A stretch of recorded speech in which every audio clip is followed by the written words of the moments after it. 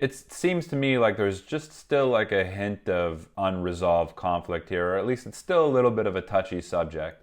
What's up, guys? My name is Max. If you're new to my channel, I'm a communication skills coach, and what I do here is I look at all different types of people's communication skills, and I give you my thoughts. So this will be my second look at the Smosh guys, Ian and Anthony. So I thought I'd check this out, sort of get an idea of what their communication and conversational skills are like, maybe what their dynamics like together, and give you my thoughts. So yeah, again, if you're new here, this is what we do. We analyze different people's interviews, conversations, presentations, and I give you my thoughts on their communication skills. So if you like that kind of stuff, let me know who you'd like to see below, and enjoy the video. We would like vent to our significant others about shit between us, but we would never talk it out between ourselves. Wow. And it's so funny because like so much of our like brand identity was like about us being like best friends. So it's like you're kind of like wrestling with that, where it's like we got to keep this good. Yeah. But not in like a healthy way. I would vent. That's crazy. That's crazy. That's cool that they're able to reflect on this now. And they seem to be doing it very openly and comfortably. I wonder if the viewers could sense that there was resentment or sense that something had changed between Ian and Anthony in the videos. It's sort of like a subconscious thing that the audience can pick up on. I got a real sincere, genuine kind of vibe from Anthony in the first video. Also seemed like quite like an expressive communicator, animated.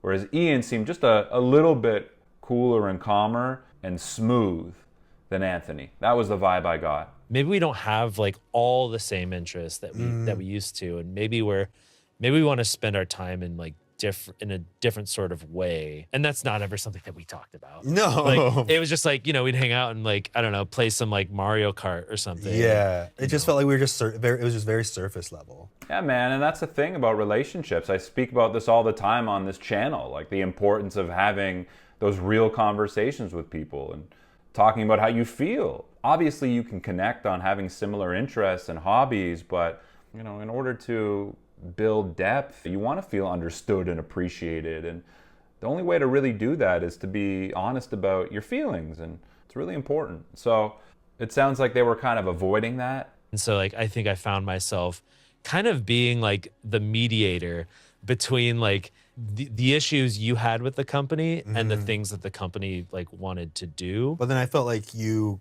didn't really hear me because you were looking at it from a positive mindset. Yeah.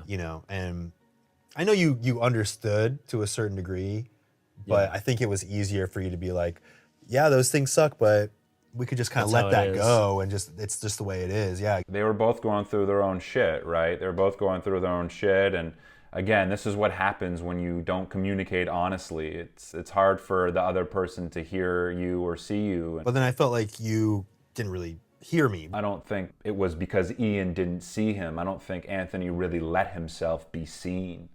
And that was probably the core of the issue. If he sort of opened up more about his insecurities or the hard time that he was going through in his life personally, I think Ian would be a lot more receptive to him. But it's difficult because obviously there's a fear involved with being vulnerable because you're exposing yourself and you don't want to be misunderstood or shut down. So I get it, but it's really important in these situations. We're just starting over and doing the same thing. Yeah, I tried to get you to leave with me for a bit, but I could tell that you wanted to stay. I don't think you tried that hard. I didn't try that hard. You said I don't want to, and I said okay.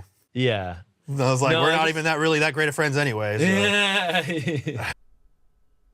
Interesting. It seems to me like there's just still like a hint of unresolved conflict here, or at least it's still a little bit of a touchy subject. I don't think you tried that hard. I didn't try that hard. You said I don't want to, and I said okay. As much as they've grown through it, it seems like there's still some defensiveness on both ends. It didn't feel right. Yeah. It just didn't make sense to me. And me leaving Smosh did not go well for me at first. It was a little cringe. It was a little cringe. Okay. And we've never talked about this part. No. It was very clear that you were trying to find your individual creative voice. Damn, you read me like a book. Yeah, he's a pretty straightforward guy. It just didn't make sense to me. Not in a harsh way, just in an open and honest way. Like I said, forthcoming. He has no problem being quite direct at this point. And he's very calm when he communicates too, right? Ian. That's a sign of confidence and comfort in a certain environment. You're not rushing through your words. You don't feel uncomfortable with the attention on you or the cameras on you.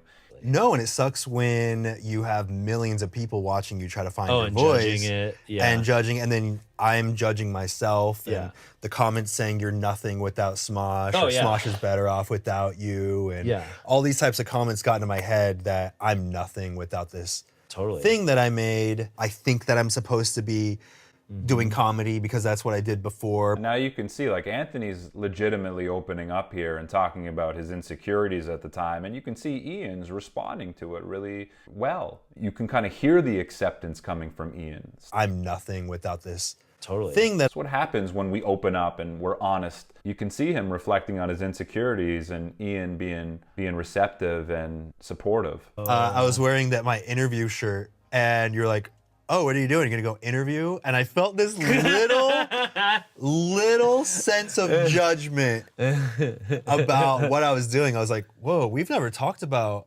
what I do at all anyway. But I felt this resentment that you had when I left Smosh. And I'll tell you what the resentment was. What? I've never heard this before. No, yeah. I feel like this is gonna turn into a Maury episode.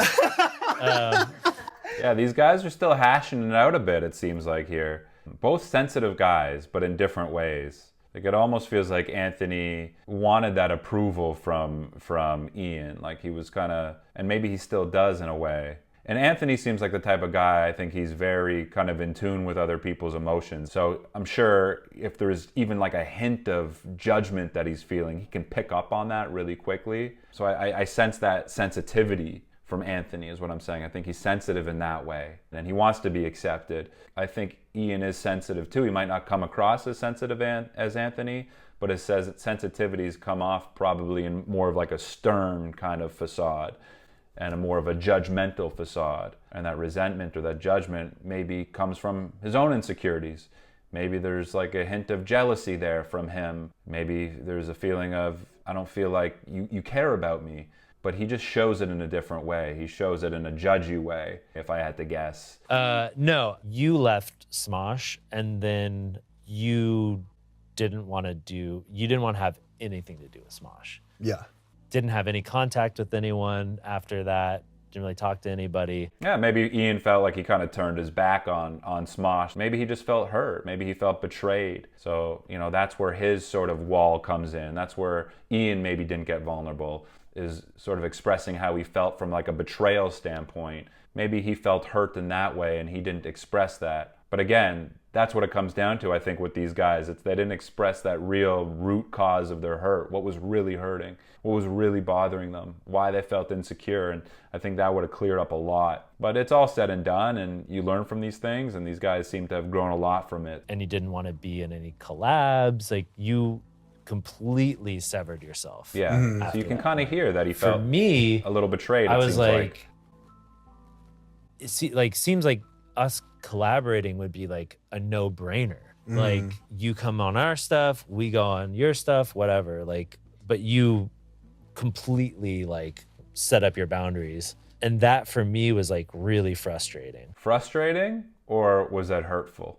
Maybe the feeling is frustrating, but I think behind frustration sometimes there's some sadness, there's some pain behind frustration, right? That's sort of the core feeling, I think, of frustration a lot of the time, is there's pain. And here's where I think maybe Ian can be a little bit more vulnerable, a little bit more honest in this way. And that for me was like really frustrating.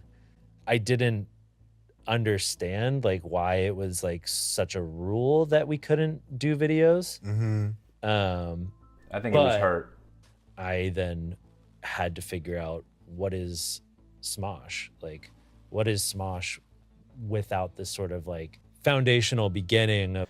I had to figure out what was Smosh. So it seems like there's still like a little bit of resentment there from Ian directed towards Anthony, if I had to guess. Like, I'm sure these guys are buddies at this point, and I'm sure the majority of their issues have been cleared. They're clearly open about it. But it still seems somewhat touchy. It seems like there's still a little bit of resentment from Ian toward Anthony. It still seems like Anthony wants that kind of understanding and acceptance from Ian. So perhaps there's still some deeper work that can be done on both their ends, sort of addressing those deeper insecurities. No, this is an interesting conversation, not knowing anything about these two, not knowing anything about Smosh or their history, really. This is interesting. But if you guys are interested, I'm down to watch some more. You know, if there's another clip that you'd recommend, let me know. I'm down to watch some more. But we'll end it there for now. And if you're interested in watching my uncut reaction and analysis, all you need to do is go to my Patreon page. I've included the link in my description below. Thanks, guys. I'll talk to you soon. Peace.